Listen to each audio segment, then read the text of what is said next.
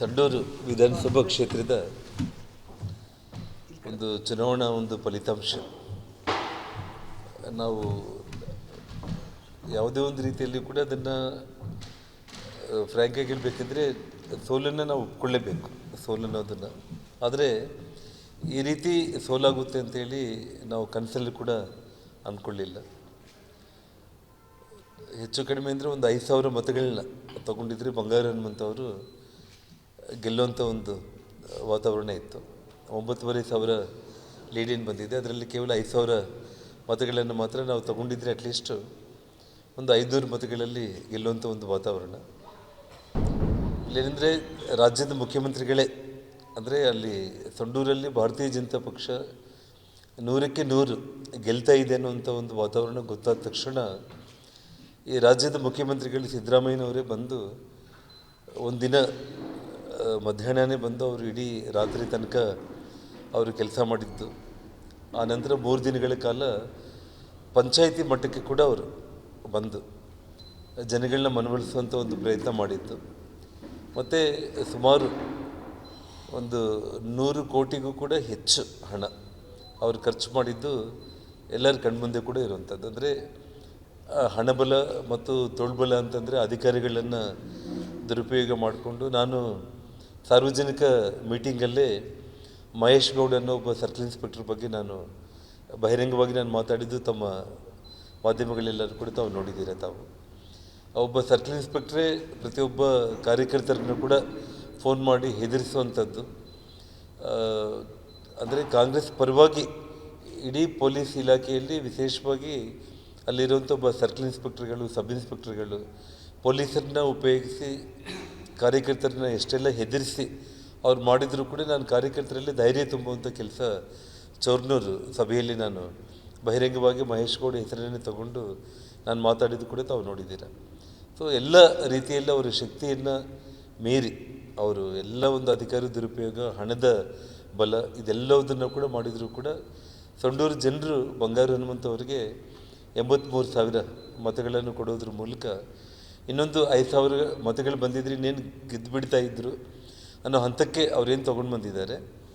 ಸಂಡೂರು ಜನರ ಒಂದು ಋಣ ಮತ್ತು ಅಲ್ಲಿ ನನ್ನ ಭಾರತೀಯ ಜನತಾ ಪಕ್ಷ ಕಾರ್ಯಕರ್ತರು ಏನಿವತ್ತು ದುಡಿದಿದ್ದಾರೆ.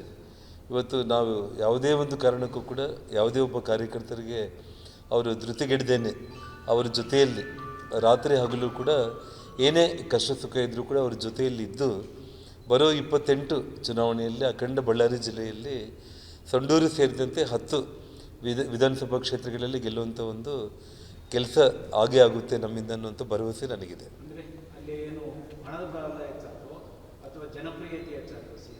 ಸೊ ಜನಪ್ರಿಯತೆ ತುಂಬ ಇತ್ತು. ಇವಾಗ ಜನಪ್ರಿಯತೆ ಅಂತ ನೀವು ತಗೊಂಡ್ರೆ ಇವತ್ತು ನಮಗೆ ಬಂದಿರುವಂಥ ಮತಗಳು 83,000 ನಮಗೇನು ಬಂದಿದೆ, ಇವಾಗ ಅವ್ರಿಗೇನು 92,000 ಚಿಲ್ಲರೆ ಅವ್ರಿಗೇನು ಬಂದಿದೆ. ಸೊ ಒಂದು 5,000 ಮತಗಳು ನಾವು ತೊಗೊಂಡಿದ್ರೆ ಕೇವಲ 500 ಓಟಲ್ಲಿ ನಾವು ಗೆಲ್ತಾ ಇದ್ದೀವಿ. ಕ್ಯಾಲ್ಕುಲೇಷನ್ ಅಂದರೆ 5,000 ಮತಗಳು ಮಾತ್ರ ಡಿಫ್ರೆನ್ಸ್. ಒಬ್ಬ ರಾಜ್ಯದ ಮುಖ್ಯಮಂತ್ರಿನೇ ಸ್ವತಃ ಬಂದು 4 ದಿನಗಳ ಕಾಲ ಆ ಹಣ, ಅಧಿಕಾರ ಬಲ ಎಲ್ಲ ರೀತಿಯಲ್ಲಿ ಅವರು ಉಪಯೋಗಿಸಿರುವಂಥದ್ದು. ಇದು ಬೈ ಎಲೆಕ್ಷನ್ನಲ್ಲಿ ರೂಲಿಂಗ್ ಗೌರ್ಮೆಂಟ್ಗಳು ಏನು ಮಾಡುತ್ತೆ ಅನ್ನೋದು ಎಲ್ಲ ಮಾಧ್ಯಮ ಸ್ನೇಹಿತರಿಗೆ ಗೊತ್ತಿರುವಂಥ ವಿಚಾರ. ಅದರ ನಡುವೆ ಕೂಡ ಸಂಡೂರು ಜನರು 83,000 ಮತಗಳನ್ನು ಕೊಡೋದ್ರ ಮೂಲಕ ಬಂಗಾರ ಹನುಮಂತನ ಗೆಲ್ಲಿಸುವಂಥ ಒಂದು ಪ್ರಯತ್ನ ಅಲ್ಲಿನ BJP ಕಾರ್ಯಕರ್ತರು ಪ್ರಾಮಾಣಿಕವಾಗಿ ಅವ್ರು ಏನು ಮಾಡಿದ್ದಾರೆ ಅದಕ್ಕೆ ನಾವು ಬೆಲೆ ಕಟ್ಟೋದಕ್ಕೆ ಸಾಧ್ಯನೇ ಇಲ್ಲ. ಹಾಗಾಗಿ ಇವತ್ತು ಯಾವುದೇ ಒಂದು ವಿಚಾರದಲ್ಲಿ ಕೂಡ ಈ ಒಂದು ಸೋಲು ಇವತ್ತೇನು ಅಧಿಕಾರದಲ್ಲಿರುವಂಥ ಸಿದ್ದರಾಮಯ್ಯವರ ಎಲ್ಲ ಒಂದು ಮೂಢ ಹಗರಣ ಆಗಿರ್ಬೋದು, ವಾಲ್ಮೀಕಿ ಹಗರಣಗಳ ದುಡ್ಡನ್ನು ಅವರು ಇಲ್ಲಿ ಸುರಿಸಿದ್ದಾರೆ ಅಂತ ನಾನು ಹೇಳ್ಬೋದು. ನಾನು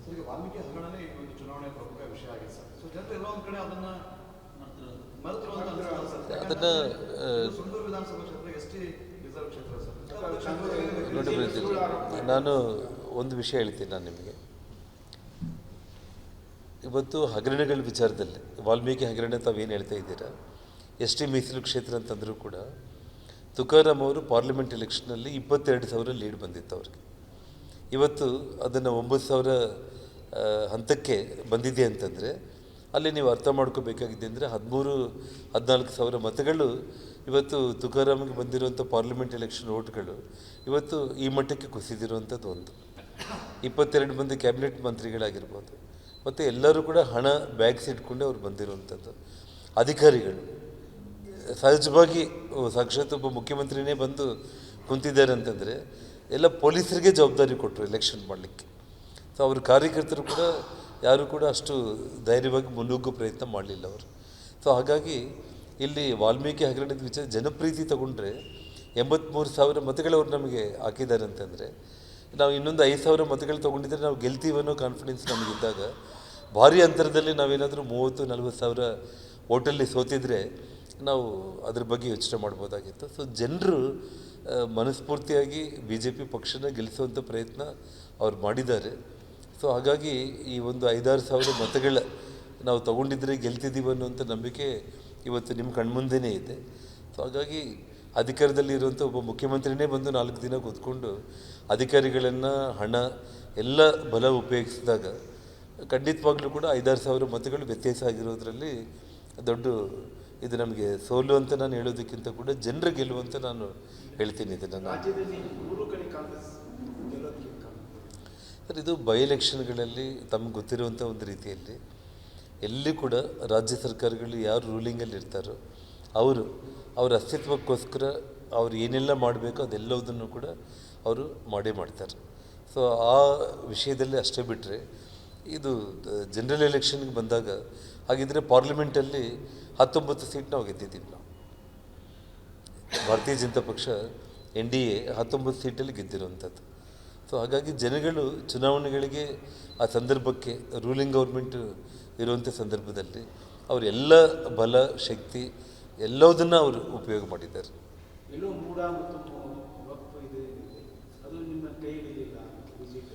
ಅದು ಆ ಲೆಕ್ಕಕ್ಕೆ ಬರುವುದಿಲ್ಲ ಸರ್. ಯಾವತ್ತೂ ಕೂಡ ನಾನು ಮುಡ ಹಗರಣದ ಬಗ್ಗೆ ಮುಂಚೆಯಿಂದ ಕೂಡ ನಾನು ಹೇಳಿದೆ, ಇದು 64 ಕೋಟಿ 14 ಸೈಟ್ ಸ್ಕ್ಯಾಮ್ ಅಲ್ಲ, ಇದು 5,000 ಕೋಟಿ ಸ್ಕ್ಯಾಮ್ ಅಂತ ನಾನು ಹೇಳಿದೆ. ಇವತ್ತು ನಾನು ಆ ಇನ್ವೆಸ್ಟಿಗೇಷನ್ ಹೋಗೋ ರೀತಿಯನ್ನು ಮೊದಲನೇ ದಿನ ನಾನು ಹೇಳಿದ್ದೆ. ಇವತ್ತು ಅದೇ ಒಂದು ರೀತಿಯಲ್ಲಿ 190 ಸೈಟು 240 ಸೈಟ್ಗಳು ಯಾರ್ಯಾರ ಹೆಸರಿಗೆ ಏನೇನು ಮಾಡಿದ್ದಾರೆ ಅದೆಲ್ಲ ಇವಾಗ ಲೆಕ್ಕಾಚಾರ ಹೊರಗಡೆ ಬರ್ತಾ ಇದೆ. ಅದರಿಂದ ತಪ್ಪಿಸ್ಕೊಳ್ತಾರೆ. ಅಂದರೆ ಮಂತ್ರಿಗಳು ಮುಖ್ಯಮಂತ್ರಿಗಳಿದ್ದಾಗಲೂ ಕೂಡ ಸ್ಕ್ಯಾಮ್ಗಳಲ್ಲಿ ಸಿಗಾಕೊಂಡಾಗ ಅವರು ತನಿಖೆ ಎದುರಿಸಲೇಬೇಕು, ಜೈಲಿಗೆ ಹೋಗಲೇಬೇಕು. ಇದಕ್ಕೆ ಯಾವುದಂದರೆ ಈ 3 ಸೀಟ್ ಗೆದ್ದಿದ ತಕ್ಷಣ ಅವ್ರು ಇನ್ನೇನು ನಮಗೆ ಎದುರೇ ಇಲ್ಲ ಅನ್ನೋಂಥ ಪರಿಸ್ಥಿತಿ ಇಲ್ಲ. ಅವ್ರು ಯಾಕೆ ಗೆದ್ದಿದ್ದಾರೆ ಅನ್ನೋದು ಅವ್ರ ಮನಸ್ಸಾಕ್ಷಿಗೆ ಗೊತ್ತು. ಮತ್ತು ಮಾಧ್ಯಮ ಸ್ನೇಹಿತರು ನಿಮ್ಮ ಕಣ್ಮುಂದೆ ಕೂಡ ಭಾಳ ವಿಚಾರಗಳು ನಡೆದಿದೆ, ಅದು ನಿಮಗೆ ಗೊತ್ತು.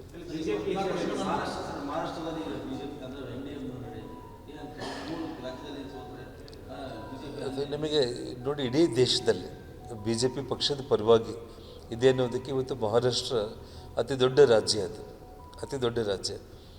ರೂಲಿಂಗ್ ಗೌರ್ಮೆಂಟಲ್ಲಿ ಇದ್ದು ಮತ್ತೆ ಜನರು ಆಶೀರ್ವಾದ ಮಾಡಬೇಕು ಅಂತಂದರೆ ಅಲ್ಲಿ ಒಳ್ಳೆಯ ಆಡಳಿತ ಕೊಟ್ಟಿರೋ ಕಾರಣನೇ ಆಗಿರುವಂಥದ್ದು. ಸೊ ಹಾಗಾಗಿ ಇಡೀ ದೇಶದಲ್ಲಿ ಭಾರತೀಯ ಜನತಾ ಪಕ್ಷದ ವಾತಾವರಣ ಇದೆ. ಇಡೀ ನಮ್ಮ ಕರ್ನಾಟಕದಲ್ಲಿ ಈ ಬೈ ಎಲೆಕ್ಷನ್ಸು ರೂಲಿಂಗ್ ಗೌರ್ಮೆಂಟ್ ಅವರು ಇರೋ ಕಾರಣ ಶತಾಯಿಗತಾಯಿ ಗೆಲ್ಲೋದ್ರ ಮೂಲಕ ನಾವು ಏನೋ ಒಂದು ಕಾಂಗ್ರೆಸ್ ಗೌರವ ಉಳಿಸ್ಕೋಬೇಕನ್ನೋ ಪ್ರಯತ್ನ ಮಾತ್ರ ಅವ್ರು ಮಾಡಿರೋದು.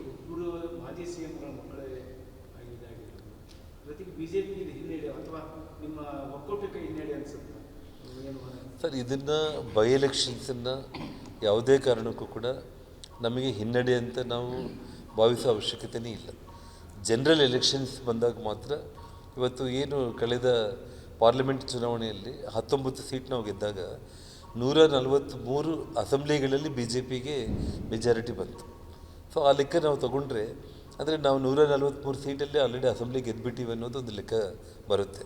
ಸೊ ಹಾಗಾಗಿ ಬೈ ಎಲೆಕ್ಷನ್ಸ್ಗೆ ಈ ಒಂದು ಇದಕ್ಕೆ ನಾವು ಕಂಪೇರ್ ಮಾಡೋದು, ನಿಮ್ಮ ಅನುಭವದಲ್ಲಿ ಕೂಡ ನೀವು ಎಲ್ಲೇ ಬೈ ಎಲೆಕ್ಷನ್ಸ್ ಆದರೂ ಕೂಡ ರೂಲಿಂಗ್ ಗೌರ್ಮೆಂಟು ಅವರ ಇಮೇಜ್ಗೆ ಧಕ್ಕೆ ಬರುತ್ತೆ ಅನ್ನೋದಕ್ಕೆ ಅವ್ರು ಏನೆಲ್ಲ ಮಾಡಬೇಕೋ ಎಲ್ಲ ಬಲಗಳನ್ನು ಅವರು ಉಪಯೋಗಿಸ್ತಾರೆ. ಅದೇ ನಮ್ಮ ಕರ್ನಾಟಕದಲ್ಲಿ ಕೂಡ ಆಗಿರುವಂಥದ್ದು. 100ಕ್ಕೆ 100 ಅದರಲ್ಲಿ ನಿಮಗೆ ಸಂಶಯನೇ ಬೇಕಾಗಿಲ್ಲ. ನೋಡಿ, ಅದನ್ನು ಪಕ್ಷದ ಹಿರಿಯರು ಅವರೆಲ್ಲ ಅದನ್ನು ಕೂಡ ಸಾಲ್ವ್ ಮಾಡ್ತಾರೆ. ಇಲ್ಲಿ ವಿಜೇಂದ್ರ ಅವರ ನಾಯಕತ್ವ, ಜನಾರ್ದನ್ ರೆಡ್ಡಿ ಅವರ ಅಸ್ತಿತ್ವ ಅನ್ನೋದು ಪ್ರಶ್ನೆ ಇಲ್ಲ. ಕರ್ನಾಟಕ ರಾಜ್ಯ ಸರ್ಕಾರ ಒಂದು ಅಸ್ತಿತ್ವದ ಪ್ರಶ್ನೆಯಾಗಿ ಈ ರಾಜ್ಯದ ಮುಖ್ಯಮಂತ್ರಿಗಳೇ ತಾವು ಎಲ್ಲಾದರೂ ನಿಮ್ಮ ಅನುಭವದಲ್ಲಿ 4 ದಿನ ಒಬ್ಬ ಮುಖ್ಯಮಂತ್ರಿ ಬಂದು ಒಂದು ಸಂಡೂರು ವಿಧಾನಸಭಾ ಕ್ಷೇತ್ರದಲ್ಲಿ ಕೊಡಬೇಕು ಅನ್ನೋದನ್ನು ನೀವು ಯೋಚನೆ ಮಾಡಿ. ಅಂದರೆ ಅವ್ರಿಗೇನಿತ್ತು ಅಂದರೆ ಆ ಎರಡೂ ಕಡೆ ಅವ್ರಿಗೇನಾದರೂ ವಿಶ್ವಾಸ ಇತ್ತೇನೋ ನನಗೆ ಗೊತ್ತಿಲ್ಲ. ನೋಡಿ, ಇವಾಗ ಲೀಡ್ ಕೂಡ ನೀವು ತಗೊಂಡ್ರೆ ಸಂಡೂರು ಒಳ್ಳೆ ನಾವು ಫೈಟ್ ಕೊಟ್ಟಿದ್ದೀವಿ. 9,000 ಚಿಲ್ಲರೆ ಅಂತರದಲ್ಲಿ ನಾವು ಸೋತಿದ್ರು ಕೂಡ. ಅಂದರೆ ಒಂದು 5,000 ಮತಗಳು ನಾವು ಪಡಿತಾ ಇದ್ದೀವಿ ನಾವು. ಬಟ್ ಅದು ಎಲ್ಲೋ ಒಂದು ಕಡೆ ಅವರೆಲ್ಲ ಬಲಗಳ ಮುಂದೆ ಜನರು ಕೆಲವೊಬ್ಬರು ಮರಳಾಗಿರ್ತಾರೆ ಅಷ್ಟೇ. ಬಟ್ ಬಹುತೇಕ ಇಡೀ ಸಂಡೂರು ಕ್ಷೇತ್ರದ ಜನರು BJPನ ಗೆಲ್ಲಿಸಬೇಕು ಅನ್ನೋದಕ್ಕೆ ಅವ್ರು ಎಷ್ಟು ಪ್ರಯತ್ನ ಮಾಡಿದ್ರು ಅನ್ನೋದು ಮತಗಳ ಅಂತರ ನೋಡಿದ್ರೇ ನಿಮಗೆ ಗೊತ್ತಾಗುತ್ತೆ. ಹೌದು ಹೌದು.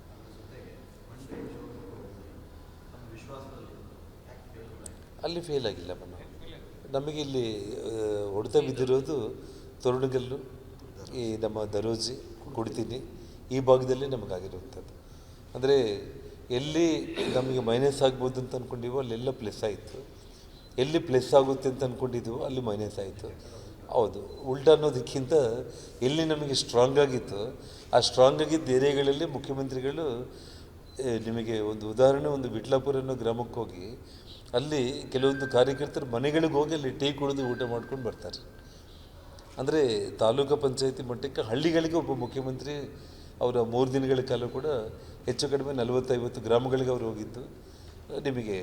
ಅಂದರೆ ಎಲ್ಲಿ ನಾವು ಸ್ಟ್ರಾಂಗ್ ಇದ್ದೀವೋ ಅಲ್ಲಿ ಅವರು ಕಾನ್ಸಂಟ್ರೇಷನ್ ಮಾಡಿದರು. ನಮಗೆ ಸ್ಟ್ರಾಂಗ್ ಇದ್ದಿದ್ದ ಕಡೆ ಹೇಗೂ ನಮಗೆ ಇರುತ್ತೆ ಅಂತ ನಾವು ಅಂದ್ಕೊಂಡಿದ್ದೀವಿ ನಾವು.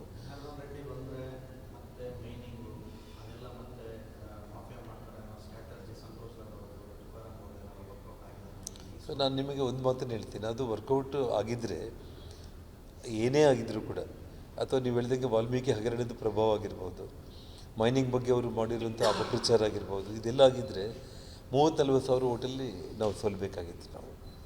ಸೊ ಇದು ಮತ್ತು ಮೈನಿಂಗ್ಗೆ ಸಂಬಂಧ ಇಲ್ಲದೆ ಇರೋ ಏರಿಯಾಗಳಲ್ಲಿ ನಮಗೆ ಮೈನಸ್ ಆಗಿರುವಂಥದ್ದು ಮತಗಳು. ಸೊ ಹಾಗಾಗಿ ನಾನು ತಮಗೆ ಆಲ್ರೆಡಿ ಹೇಳಿದೆ, ನಾವು ಮೈನಿಂಗ್ಗೆ ಅಂತ ನಾವು ತಗೊಂಡ್ರೆ ಸಂತೋಷ್ ಲಾಡ್ ಆಲ್ರೆಡಿ ಅವ್ರ ಮೈನಿಂಗೇ ಕ್ಯಾನ್ಸಲ್ ಆಗೋಗಿರೋಂಥದ್ದು ಅಕ್ರಮ ಗಣಿಗಾರಿಕೆಯಲ್ಲಿ. ಸೊ ಮತ್ತು ಇನ್ನೊಂದು, ನಿಮಗೆ ಮೊನ್ನೆ ಅವರು ಕ್ಯಾಬಿನೆಟಲ್ಲಿ ಈ ಸಿ ಕ್ಯಾಟಗರಿ ಮೈನ್ಸ್ ಒಂದು 10% ಹೆಚ್ಚು ಅಕ್ರಮ ಆಗಿರುವಂಥ ಗಣಿ ವಿಚಾರದಲ್ಲಿ SIT ಎಂಕ್ವೈರಿ ಮಾಡಬೇಕಂತ ಹೇಳಿದರು. ಅದರಲ್ಲಿ ಅಲ್ಲಂ ವೀರಭದ್ರಪ್ಪ ಅವ್ರ ಮೈನ್ಸ್ ಕೂಡ ಇತ್ತು. ಅದೇ ಸಂತೋಷ್ ಲಾಡ್ ಅವ್ರದ್ದು ಕೂಡ ಸಿ ಕ್ಯಾಟಗರಿನಲ್ಲೇ ಇದೆ, ಅದನ್ನು ಅವರು ಕೊಡಬೇಕಾಗಿತ್ತು. ಸೊ ಆ ವಿಚಾರದಲ್ಲಿ ನಾವು ಖಂಡಿತವಾಗ್ಲೂ ಕೂಡ ಎಲ್ಲ ಸಿ ಕ್ಯಾಟಗರಿ ಮೈನ್ಸ್ಗಳನ್ನು CBI ಎಂಕ್ವೈರಿ ಮಾಡಲಿಕ್ಕೆ ನಾವು ಕೋರ್ಟ್ಗೆ ಖಂಡಿತವಾಗ್ಲೂ ಕೂಡ ಅದನ್ನೊಂದು ಅಪ್ಲಿಕೇಶನ್ ಫೈಲ್ ಮಾಡಿ ಅದನ್ನು ನಾವು ಫೈಟ್ ಮಾಡ್ತೀವಿ. ಅಂದರೆ ಅವರು ಪಿಕ್ ಆ್ಯಂಡ್ ಚೂಸ್ ಏನು ಮಾಡ್ಕೊಂಡಿದ್ದಾರೆ, ಅವ್ರಿಗೆ ಸಂಬಂಧಪಟ್ಟವ್ರನ್ನ ರಕ್ಷಣೆ ಮಾಡ್ಕೊಳ್ಳೋದಕ್ಕೆ ಮುಖ್ಯಮಂತ್ರಿಗಳು. ಸೊ ಖಂಡಿತವಾಗ್ಲೂ ಕೂಡ ಎಲ್ಲ ಸಿ ಕ್ಯಾಟಗರಿ ಮೈನ್ಸ್ಗಳನ್ನು ಕೂಡ CBI ಎಂಕ್ವೈರಿಗೆ ಹಾಕಲಿಕ್ಕೆ ನಾವು ಖಂಡಿತವಾಗ್ಲೂ ಕೂಡ ಕೋರ್ಟಿಗೆ ನಾವು ಫೈಲ್ ಮಾಡ್ತೀವಿ ನಾವು.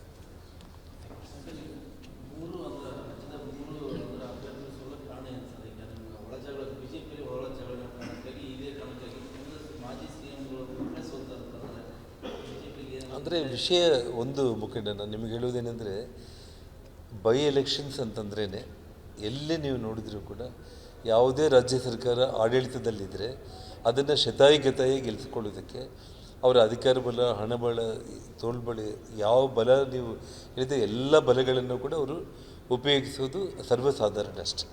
ಹಾಗಾಗಿ ನಾವು ಜನರಲ್ ಎಲೆಕ್ಷನ್ಗೆ, ಬೈ ಎಲೆಕ್ಷನ್ಗೆ ನಾವು ಅದನ್ನು ಹೋಲಿಕೆ ಮಾಡಿಕೊಳ್ಳೋದು ಸರಿಯಲ್ಲ ಅಂತ ನನಗೆ ಅನ್ಸುತ್ತೆ.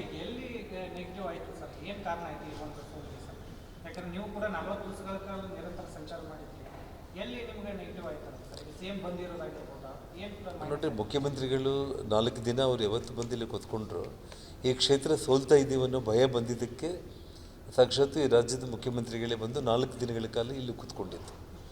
ಹಾಗಾಗಿ ಆ ಒಂದು ಭಯದ ವಾತಾವರಣದಲ್ಲೇ ಅವರು 4 ದಿನ ಇಲ್ಲಿ ಕೊಡಬೇಕಾಯಿತು. ಅಂದರೆ ಅಲ್ಲಿ ನಾವು ಗೆಲ್ತಾ ಇದ್ದೀವಿ ಅನ್ನೋದು ಅವ್ರಿಗೆ ಪಕ್ಕ ಆಯಿತು. ಯಾವತ್ತು ಪಕ್ಕ ಆಯಿತು, ಬಂದು 4 ಡೇಸ್ ಇಲ್ಲೇ ಕೂತ್ಕೊಂಡ್ಬಿಟ್ರು. ಅಂದರೆ ಅವ್ರಿಗೇನಿತ್ತು ಅಂದರೆ, ಸಿಗ್ಗಾವಿ ನಾವು ಸೋಲ್ತೀವಿ, ಚನ್ನಪಟ್ಟಣ ನಾವು ಸೋಲ್ತೀವಿ, ಸಂಡೂರಾದರೂ ಗೆಲ್ಲಿಸ್ಕೋಬೇಕಂತೇಳಿ ಅವ್ರು ಬಂದು ಸಂಡೂರು ಮೇಲೇ ಕೂತ್ಕೊಂಡ್ಬಿಟ್ರು ಅವರು 4 ದಿನಗಳ ಕಾಲ.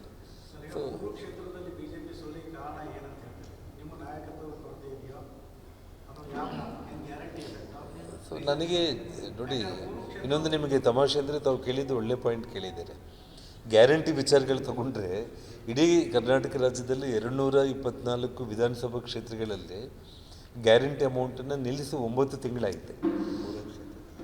ಈ ಮೂರೇ ವಿಧಾನಸಭಾ ಕ್ಷೇತ್ರಗಳಿಗೆ ಅಂದರೆ ಸೊಂಡೂರು, ಸಿಗ್ಗಾವಿ, ಚನ್ನಪಟ್ಟಣ ಇಲ್ಲಿ ಮಾತ್ರ ಗ್ಯಾರಂಟಿ ಅಮೌಂಟನ್ನು ಮೂರು ಕಂತಂದರೆ 6,000 ರೂಪಾಯಿ ಅಮೌಂಟನ್ನು ನಾಳೆ ಪೋಲಿಂಗ್ ಇದೆ ಅಂದರೆ ಮುಂಚೆ ದಿನ ಒಬ್ಬೊಬ್ಬ ಮಹಿಳೆ ಅಕೌಂಟಿಗೆ 6,000 ರೂಪಾಯಿ ಹಾಕಿದರು.